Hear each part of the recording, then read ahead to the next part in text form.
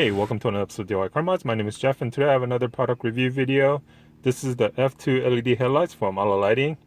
Now, previously I've done the review for their H11 low beam, and today I'm going to be doing the review for the DRL 9005/high beam. Alright, so here is the LED bulb.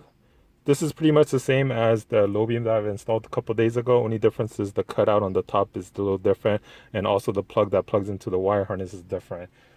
This is a 9005 HB3. The other one that I installed was a H11. Right, here's the LED bulb. Each bulb is rated at 36 watts. The color is 6000 to 6500K. This is using CREE LED chip, one on this side, one on the opposite side. This is rated at 4000 lumen. This does come with a fan in the bottom to keep the LED cool. This is rated at 10,000 RPM, so there will be fan noise. However, that fan noise, you're not able to hear it when you're actually driving on the road.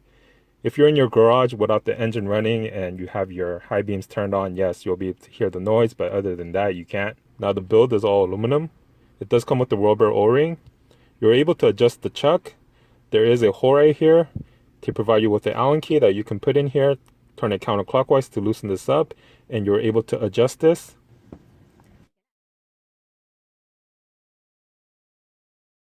This is useful if you have a 9-gen Honda Accord like I do for the high beam, so that you can adjust so that the LEDs are facing horizontal. If you don't adjust this and you insert it into the headlight housing, it's going to be crooked, and so that's not the optimal light output. You want to make sure that the diodes are facing side to side.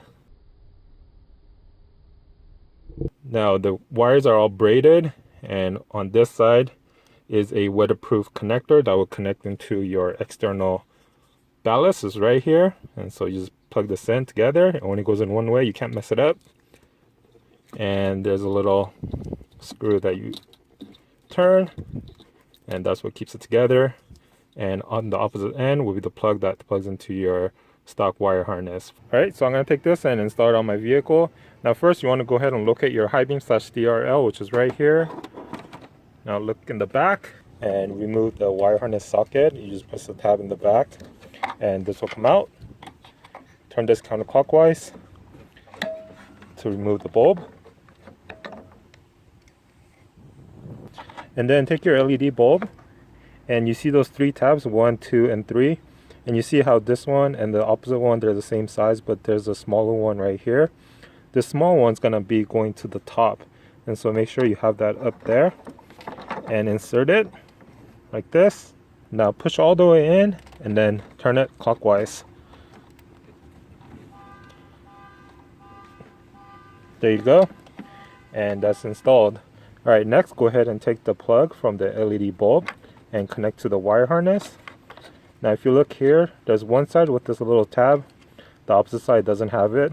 The side with the tab goes up here, and so line that up.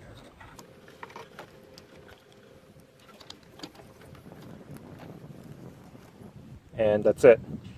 Now before we work on the opposite side, go ahead and turn on your high beams just to verify it works, because if it doesn't work, you would have to remove this and flip this around. Alright, I'm going to go ahead and turn on my vehicle. And make sure your e-brake is down, because if it is engaged, the DRL light won't turn on. So I'm going to put it down. Alright, so there you go, it works. The driver's side is still stock halogen bulb, and the passenger side is a new LED. Now this is on DRL mode, so I'm going to go ahead and turn it to high beam.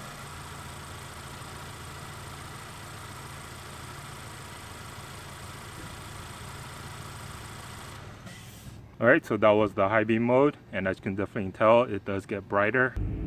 Okay, so here is a demo of the high beam function of this LED bulb. Right here is my low beam from the Alla Lighting. This is using the same F2 LED bulb. This is my low beam and high beam. Lows, high.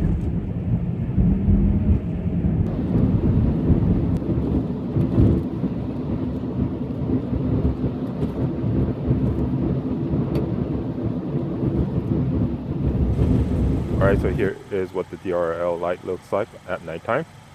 Alright, it's going to look like it's strobing through the camera, but it really isn't. This is a Honda Accord. The DRL signal is a PWM, and so through the camera, that's what it's going to look like. but if you're looking at this bare eyes, you can't see it strobing. Now, if you have like an American car or a European car and you install LED bulbs, yes, you might require capacitors or resistors or things like that. But for this particular vehicle, no, this light, it looks like it's strobing. It's because of the PWM signal. As you can see, I have no air lights on my dash. It's because I drive a Honda Accord. So again, it's not a European car, American car. And some Hondas, I believe it's like Odysseys or Pilots, they will have a DRL light warning on when you do switch your DRL to LED. And to fix that, you just need to install resistor. But for my particular vehicle, I don't need it. It doesn't require it. All right, so that's the stock DRL. That's the high beam. There's the low beam. And that's the stock high beam. All right, so that's the DRL and that's the high beam. DRL, high beam. This is the low beam and highs. So this is using the same company. Both are F2 LEDs from Alla Lighting. All right, here's another video image of the same DRL/high beam LED bulb. This is using my DSLR, which I have set the setting to match the PWM signal. That's why you don't see the light strobing on the wall. I did not install resistors. All right, so that completes the product review, installation, and demo of the F2 LED DRL/high beam LED bulb from Alla Lighting. If you have any questions, please leave in the comments below. As always, don't forget to follow me on social media, Facebook and Instagram, where I do free giveaways for my YouTube subscribers every month. And as always, thanks for watching. Please like, share, and subscribe for more videos. Thank you.